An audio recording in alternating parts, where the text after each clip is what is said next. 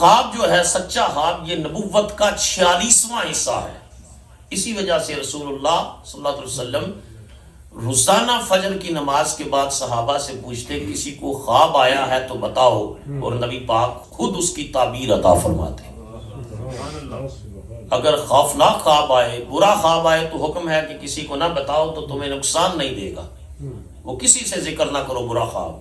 لیکن اگر اچھا خواب ہو تو اس کو یاد اس شخص سے بیان کرو جو تم سے محبت کرتا ہے، تمہارے بارے میں اس کے دل میں کوئی نفاق نہیں ہے، خلوص رکھتا ہے، اس سے بیان کرو، یا کسی دانش مند عالم سے معبر سے بیان کرو تو اللہ اس کے ذریعے سے تمہارے لیے خیر و برکت پیدا فرمائے.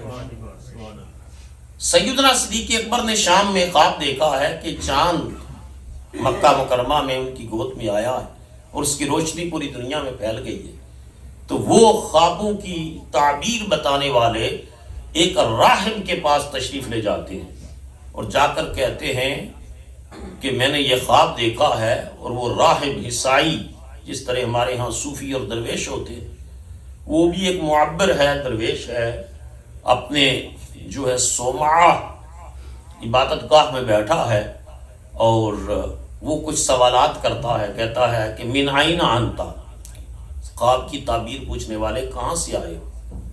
آپ نے فرمایا من مکہ تھا، میں مکہ مکرمہ سے آیا ہوں. اس نے کہا من ایہا، کس قبیلے سے تعلق رکھتے ہو؟ تو کہا من قریش، میرا جو قبیلہ ہے وہ قریش ہے، میں قریشی ہوں. اس نے کہا ایو شیء انت، کام کیا کرتے ہو، بزنس کیا ہے، تمہاری جاب کیا ہے؟ تو کہا تاجر، میں تاجر ہوں.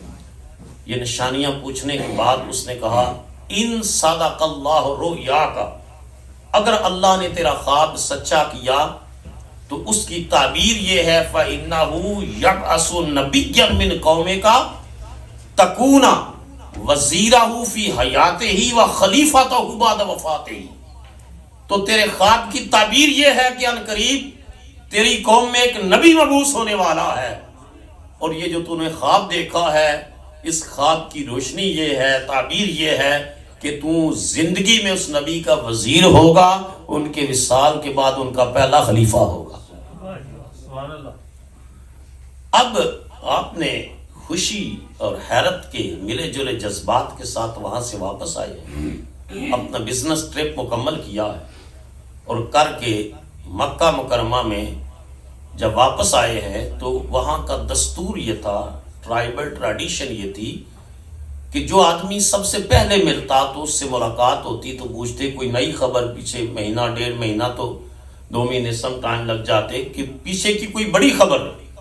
تو جس آدمی سے ملاقات ہوئی ہے اس نے کہا ہے کہ ابو بکر ایک بڑی خبر ہے، آج کی لینگویج میں اس کو بریکنگ نیوز کہہ لو، ایک بڑی خبر ہے. اور وہ بڑی خبر یہ ہے کہ تمہارے دوست، تمہارے صاحب، تمہارے جگری دوست جن کے پاس بیٹھتے ہو، مشورہ کرتے ہو، ان کی مجلس اور صحبت میں رہتے ہو، محمد صلی اللہ تعالی علیہ وآلہ وسلم، انہوں نے دعویٰ کیا ہے کہ میں اللہ کا نبی ہوں، میں اللہ کا رسول ہوں. صدیق اکبر رضی اللہ تعالیٰ عنہ، جن کا نام عبداللہ ہے، لقب صدیق اور عتیق ہے، آپ نے اپنا سامان گھر رکھا اور سیدھا محمد صلی اللہ تعالیٰ علیہ وآلہ وسلم کی بارگاہ میں حاضر ہوئے اور عرض کی جا کر میں نے جو ہے سنا ہے آپ نے دعوی نبوت کیا ہے. ایک روایت تو یہ ہے کہ دلیل نہیں مانگی، اور دوسری روایت یہ ہے کہ پوچھا ہے کہ مد دلیل والا ما تدعا، جو آپ نے دعویٰ فرمایا ہے اس دعوے کی دلیل کیا ہے؟